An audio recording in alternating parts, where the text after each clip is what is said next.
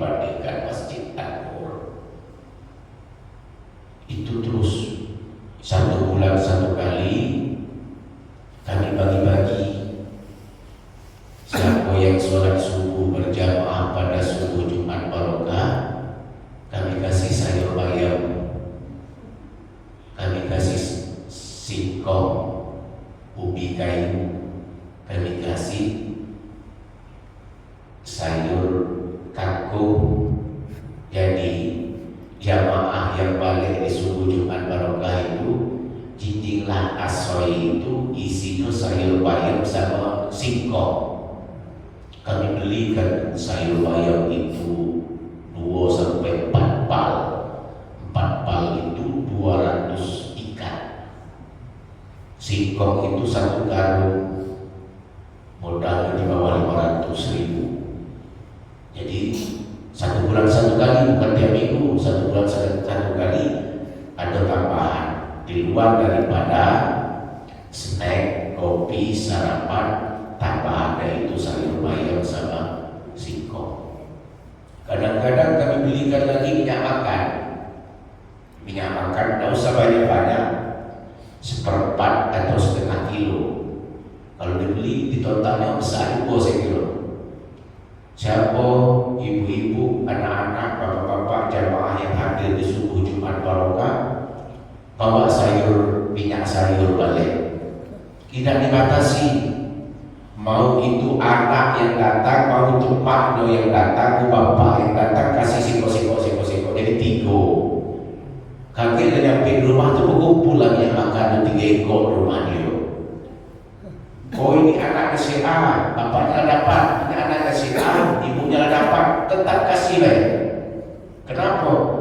Dari sebanyak warga yang ada, 1 keluarga ini yang lengkap. Emaknya ada, anaknya ada, bapaknya ada. Kalau nak rapat kalau suruh datang kalau itu 1 bulan sekali. Kalau anak-anak kami belikan cemilan harga 1.000 banyak juga cemilan.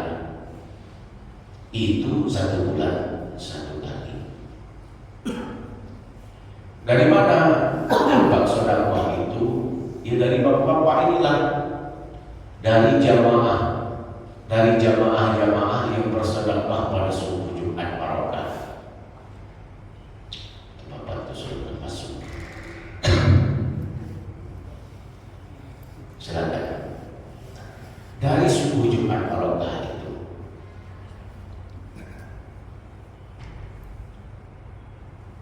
hampir 4 tahun. Jadi kalau subuh Jumat itu penuh, hampir 100 orang, dan bahkan kami buat 200 jamaah. Di suatu ketika saya coba kira-kira musala ini bisa tak kita undang 200 jamaah pada subuh Jumat Barokah. Warganya tidak cukup 200 jamaah. Kami tambah, kami panggil pejuang-pejuang subuh dari luar. Kami panggil pula badan BKPRMI, Pemuda Remaja Masjid, Badan Kota Pemuda Remaja Masjid Indonesia Kota Jambi. Kami panggil wakil wali kota, penuh jadinya 200 jamaah. Rupanya bisa untuk mendapatkan subuh Jumat Barokah di 1 bulan 1 kali dengan jamaah 200 jamaah terkabulkan dan tercapai. Disiapkan semuanya itu. Subuh 1 hilang kalau. Dan lagi jamaahnya balik lagi ke sebelum 1 saat. Tunggu subuh Jumat Barokah yang minggu depan lagi mulai ramai. Rata-rata setiap minggu itu kisaran 50 jamaah.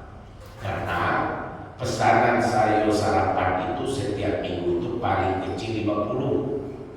Mesankan sarapan itu entah nasi gemuk, entah itu lontong, entah itu gado-gado, entah nasi goreng, entah mie goreng, pokoknya 50 paling kecil, minimal 50. Kalau 50 ya habis berarti jamaahnya lebih. Kalau kurang, kalau masih sisa berarti jamaahnya kurang. itu semuanya adalah untuk memakmurkan masjid. Dalam Al-Quran katakan innama ya'muru masajidallah. Orang-orang yang memakmurkan masjid itu adalah man amana billah. Iman yang menggerakkan dia datang ke masjid. Sejauh apapun kita punya rumah, kalau iman itu bergerak, pagi-pagi subuh jam 4.30 itu lah azan orang saat ini, tetap dia berjalan ke masjid untuk berjamaah. Kenapa? Yang menggerakkan iman. Di suatu ketika iman itu bergerak, iman itu kan yang dikatakan iman itu tasdiqu bil qalbi wa takriru bil lisan wal amal bil arkan. Yang kita yakinkan dalam hati kita, yang kita ucapkan dengan lisan, yang kita amalkan perbuatan sehari-hari, itu iman namanya. Man amana billah, itulah yang menggerakkan kita datang ke masjid. Kalau iman itu daro, nak dekat pun rumah kita samping masjid, tak akan pernah bergerak. Muazzin sampai katakan hayya 'alas shalah, as-salatu khairun minan naum.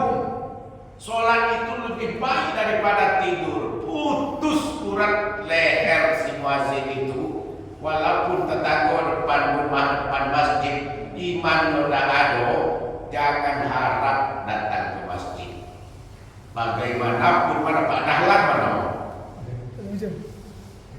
Bagaimanapun Pak Dahlan untuk menyebarkan banyak informasi, media informasi disampaikan kepada RT 29, terutama jamaah yang ada di Masjid An-Nur, kita melaksanakan 2 minggu sekali subuh Ahad Barokah, yang datang itu juga. Kenapa? Iman. Yang menggerakkan iman itu suatu ketika yazid wa yanqus. Suatu ketika iman itu naik, suatu ketika iman itu turun. Yazidu bi taatillah wa yanqusu bi maksiatillah. Nambah iman itu karena dia taat kepada Allah, turun iman itu karena dia bermaksiat kepada Allah. Di saat iman itu meningkat, berarti dia lagi taat kepada Allah. Di saat iman itu turun, berarti dia lagi berbuat maksiat kepada Allah. Itu iman. Makanya dikatakan innama ya'muru masajidallah man amana billah. Yang percaya kepada Allah itu adalah iman kita, makanya dia datang ke masjid. Jadi tidak bisa nak kita bakso-bakso dan kita ini juga tidak bisa. Kalau iman belum tersentuh dan bergerak, tak akan pernah akan hadir. Kalau Pak Pengurus kata kenapa yang hadir itu baik, berarti itulah yang punya iman. Pertama adalah man amana billah, yang kedua wal yaumil akhir. Dia percaya tentang hari akhirat. Datang di suatu ketika Rasulullah SAW berkumpul, untuk ini dia berkumpul. Rasulullah lagi memberikan nasihat kepada para sahabat. Tak lama datang seorang laki-laki dari pintu, badannya besar, berambut hitam, berjubah putih. Masuk dia di pertemuan Rasulullah yang sangat kumpulin. Pas dia masuk, tidak perlu duduk di pinggir-pinggir sana di belakang situ, duduk di tengah-tengah. Pas dia duduk di tengah-tengah, dijulur kakinya ke depan Rasulullah. Sudah terlambat masuk, Rasulullah lagi memberikan suatu nasihat sama sahabat. Datang seorang laki-laki, duduk dia di tengah-tengah, dijulurnya kaki di hadapan Rasulullah. Dia langsung bertanya kepada Rasulullah. Apa kata sahabat si laki-laki itu? Ya Rasulullah, saya tidak bertanya.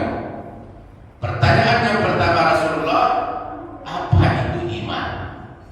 Dijawab Rasulullah, iman itu adalah keyakinan dan kepercayaan. Tasdiqu bil qalbi, takriru bil lisan wal amal bil arkan. Itu iman. Iman kita kepada Allah, iman kita kepada Rasulullah, iman kepada kitab Allah, iman kepada yaumil akhir, iman kepada Nabi Allah, iman kepada qadar baik dan qadar buruk. Itu iman kata Rasulullah. Balik lagi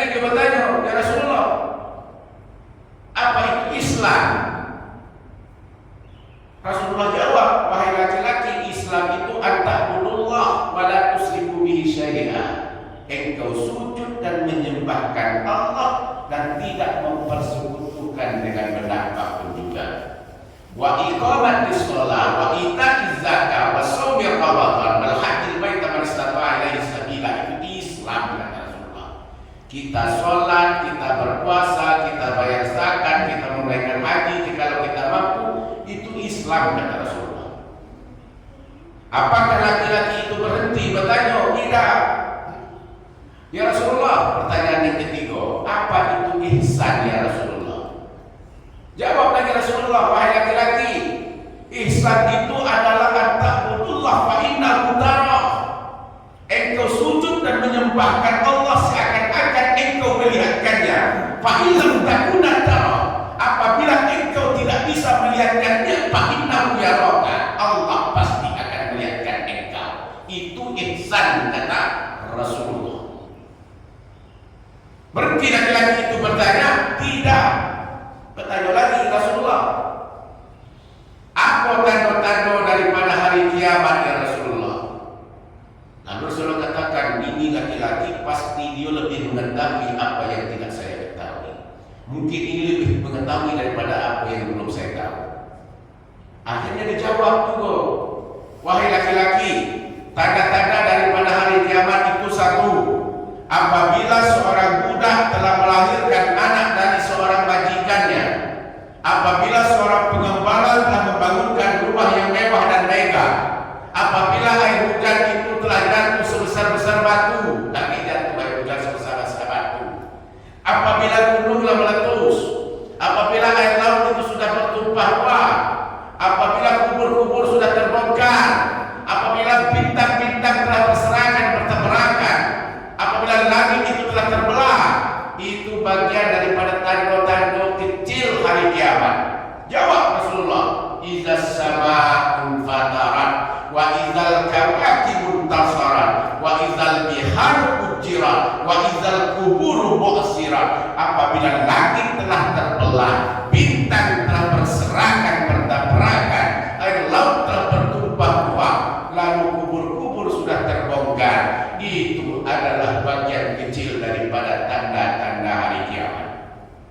Setelah Rasulullah menjawabkan tentang iman, tentang Islam, tentang ihsan, tentang tanda hari kiamat, langsung laki-laki Rasul pergi dan pamit lagi, langsung tutup pintu pergi.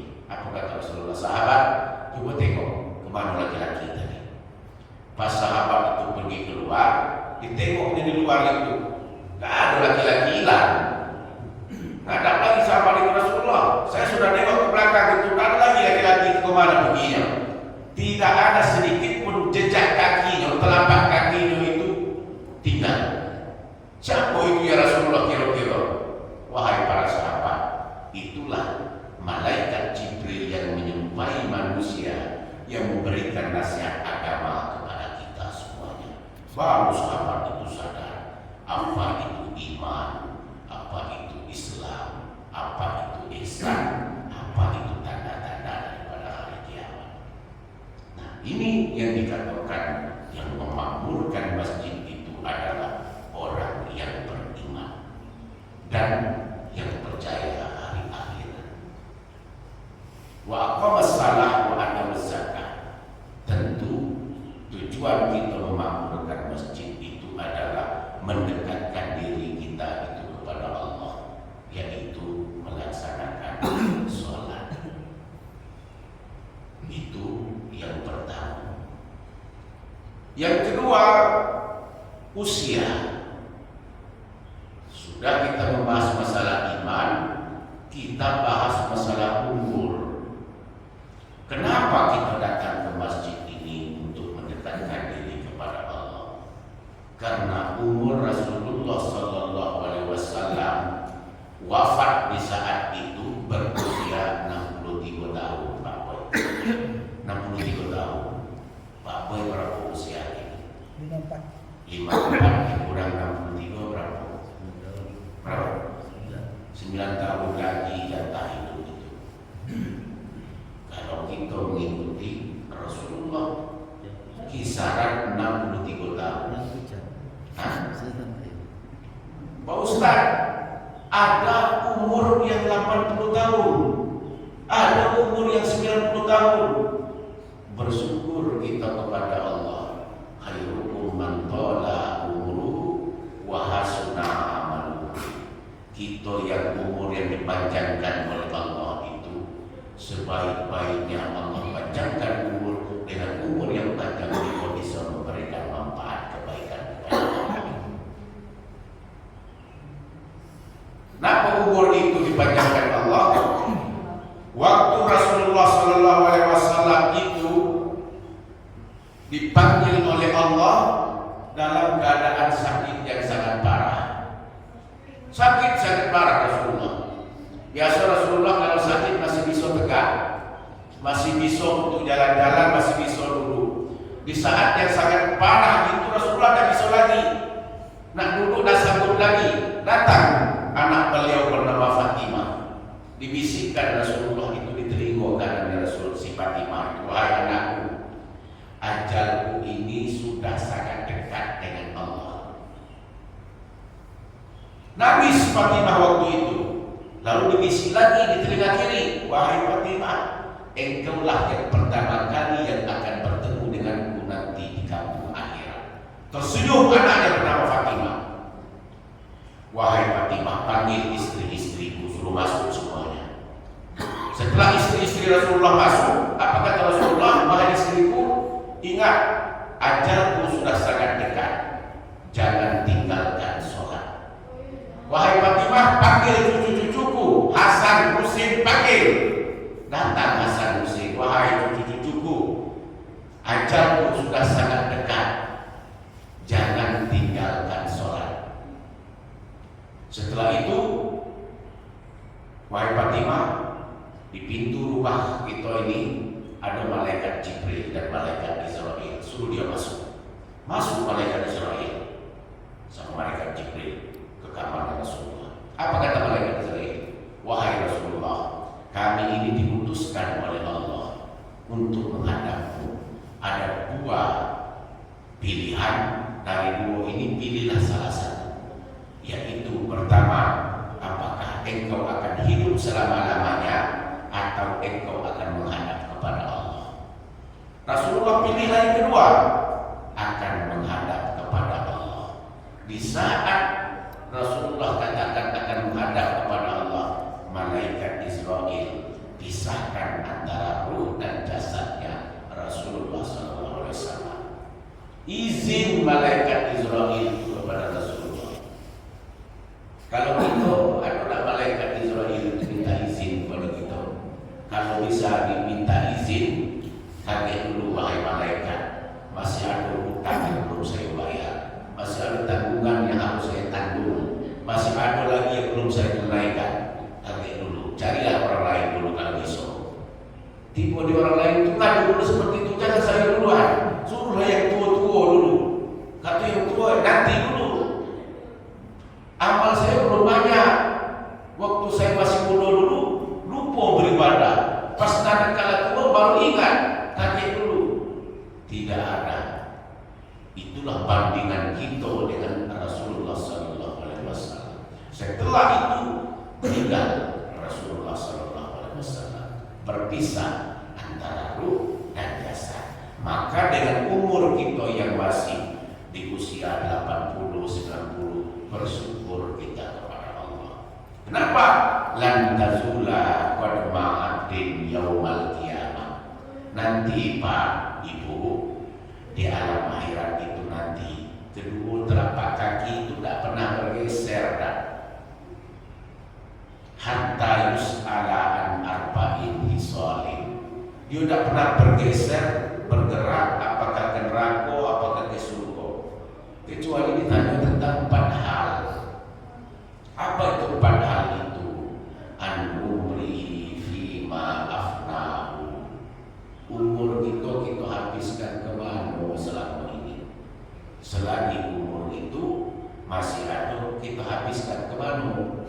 Ke masjid untuk subuh ahad barokah, apa untuk tenang senang biasa-biasa untuk alam dunia ini. Lalu apa? Kata Rasulullah SAW tadi, anumli fima afna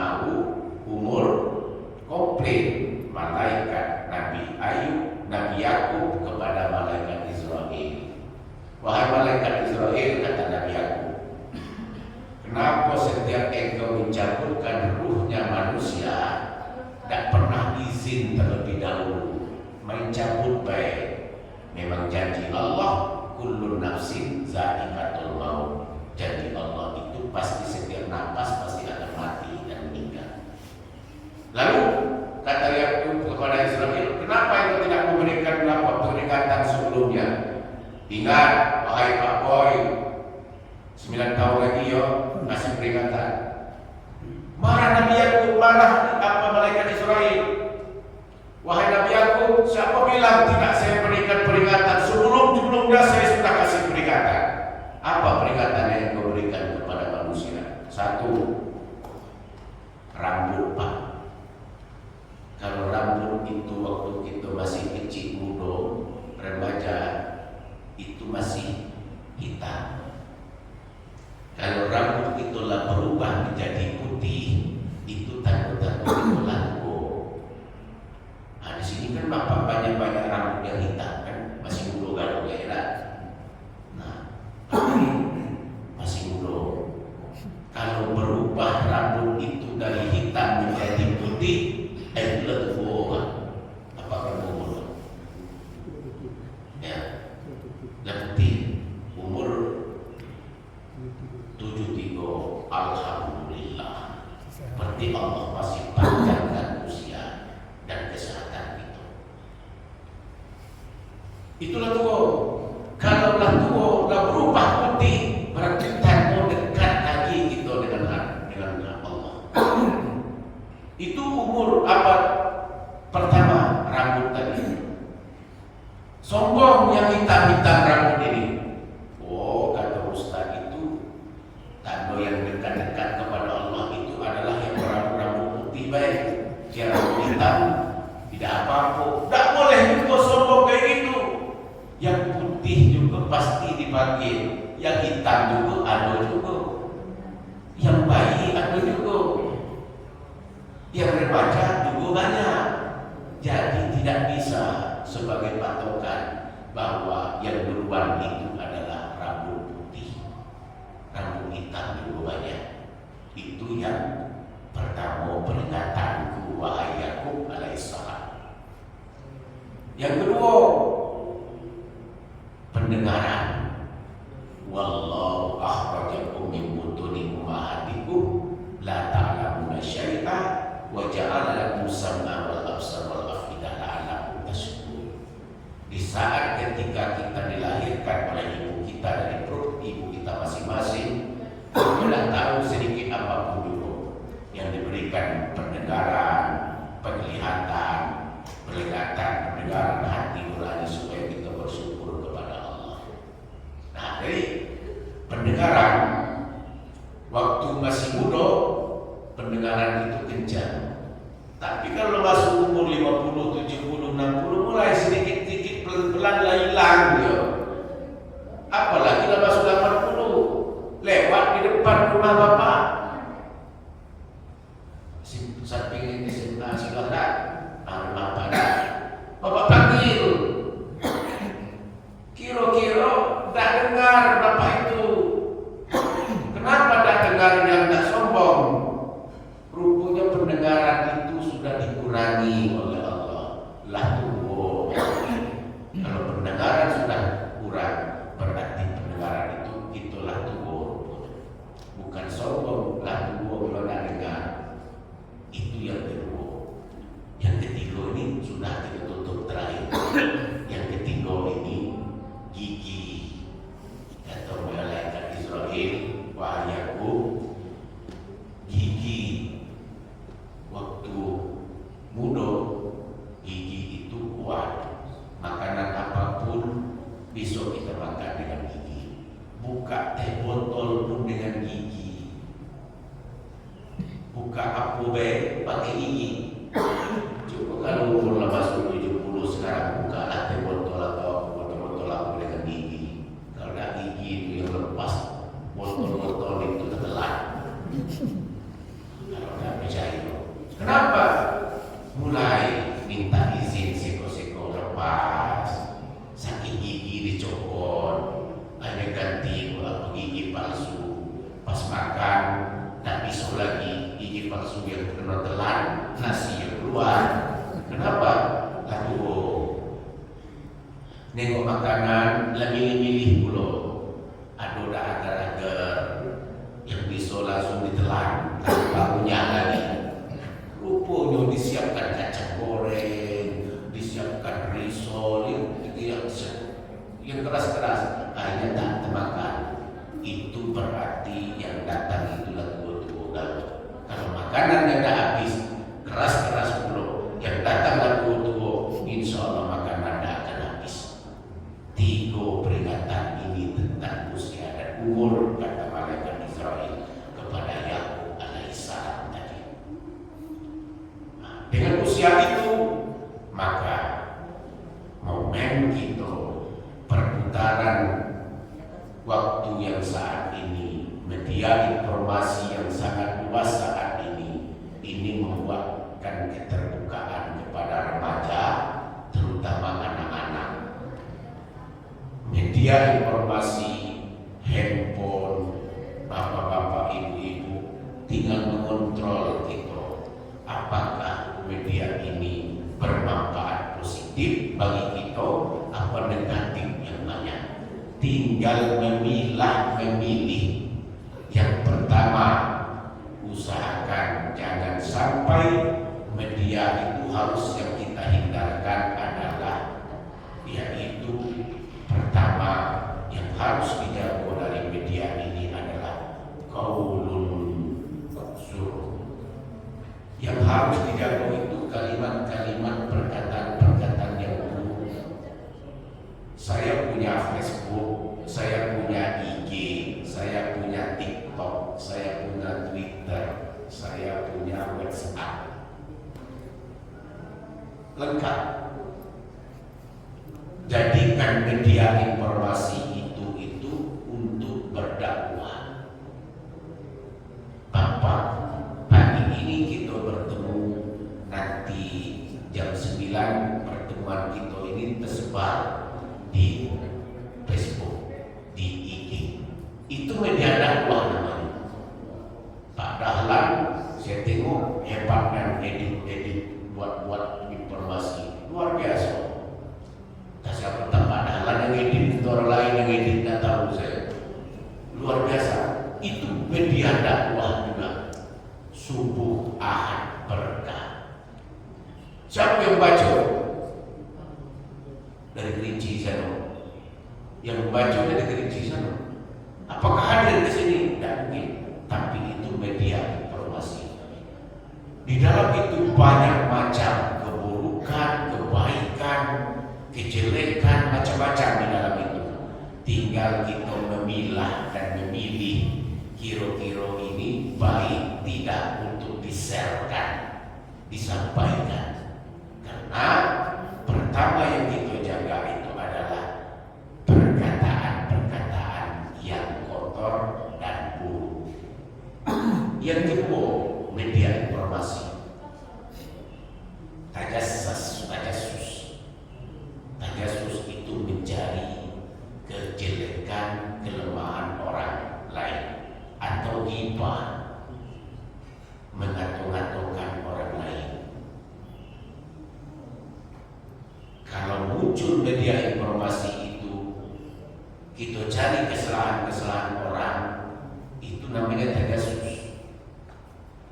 Atau mengatung-atungkan di komplek kita ini, duduk di bawah pohon, berkumpul dengan media informasi, mengatung-atungkan kekurangan orang lain, aib lain, itu mengurangi amal. Al-istighalu biuyubil khalqi. Kita sibuk mencari aib orang lain, itu mengikis amal kita. Kita hadir di majelis taklim, nambah ilmu pengetahuan dan agama dan pahala. Sudah itu katakan orang pulau setelah ini apa kikis berkurang amal perbuatan kita. Sama dengan mencari mengatur-aturkan orang lain. Itulah media informasi yang harus kita jaga. Tapi kalau berdakwah, oh Ustadz itu pamer berdakwah misalnya dengan media informasi. Tanpa media ini orang tidak kenal dengan kita. Kenapa Ustadz Somad itu bisa terkenal? Dari YouTube diserahkan orang lain, diterima oleh masyarakat. Nah, itu berdakwah melalui informasi dan media.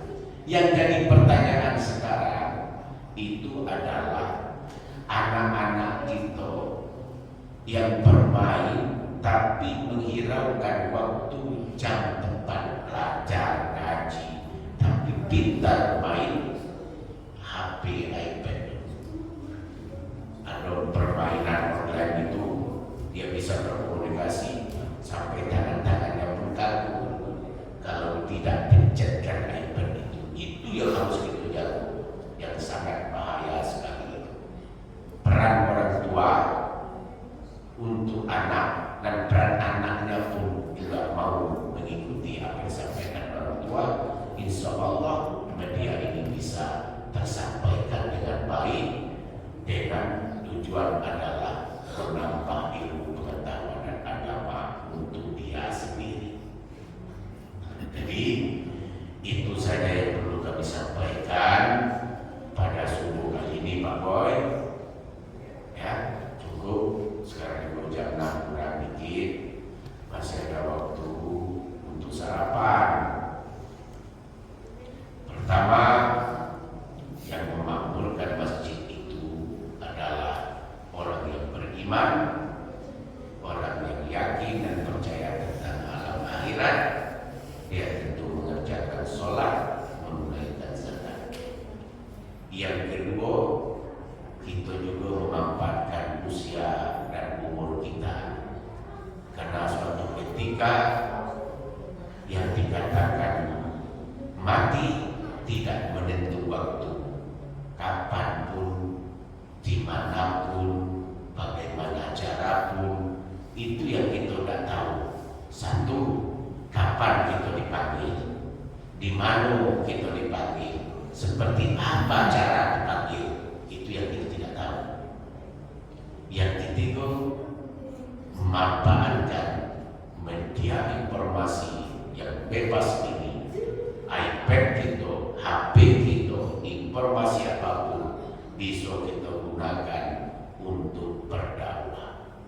Bukan masalah pamer memamer, ini adalah menyampaikan bahwa ini informasi saya sedang dalam masjid mendengarkan majelis taklim. Mau diterima orang tidak mau diterima, orang yang mau menerima di like-nya, yang tidak mau diterima tidak di like-nya. Itulah informasi. Nah, semoga pertemuan kita pagi hari ini mendapatkan keberkahan dari Allah Subhanahu wa Ta'ala. Dengan usia dan umur kita dulu, kita bisa mendekatkan kepada Allah. Dengan waktu yang singkat ini juga kita bisa mendapatkan pahala dan meningkatkan keimanan dan keistiqomahan kita kepada Allah Subhanahu wa Ta'ala. Kita berdoa semua. Ada saya memimpin.